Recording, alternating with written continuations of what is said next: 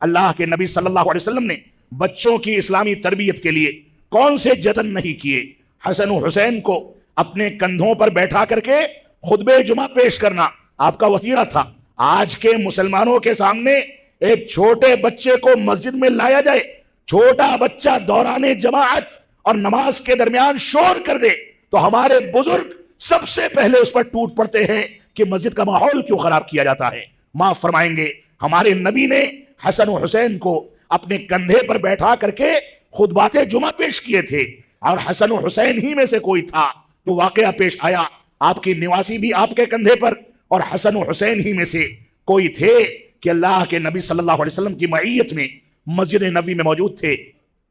آپ نے فرمایا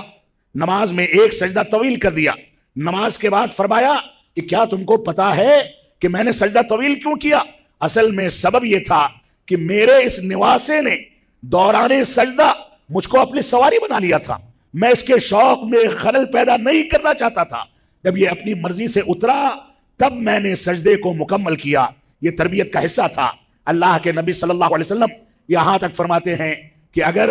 بچہ نماز کی حالت میں رونے لگے اور امام طویل تلاوت کر رہا ہے، طویل سجدے اور رکوع ہے، تو امام کی ذمہ داری ہے کہ اپنی نمازوں کو مختصر کر دے، رکوع اور سجدہ تیزی کے ساتھ مکمل کر لے، تلاوت کو مختصر کر دے۔ یہ امام کی ذمہ داری ہے، کیونکہ اس کو نہیں پتا، غور سے سنیں گے، فرمایا اس کو نہیں پتا کہ اس کی ماں کے دل پر اپنے بچے کے رونے کی آواز کی وجہ سے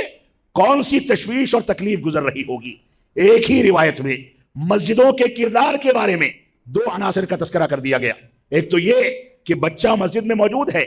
نماز کے دوران روتا ہے، دوسرا یہ کہ اس کی ماں بھی مسجد میں موجود ہے، تبھی وہ آواز سنے گی، تکلیف محسوس کرے گی، اور تیسرا عنصر یہ ہے کہ نماز جو رب کائنات کے فرائض میں سے ایک فریضہ ہے، اس کو بھی بچوں کی تربیت اور نئی نسل کی تربیت کے لیے مختصر کیا جا سکتا ہے۔ یہ اسلامی عنصر ہے، یہ اسلامی تربیت کے عناصر ہیں۔ ہماری ذمہ داری ہے کہ ان چیزوں کو سامنے رکھیں۔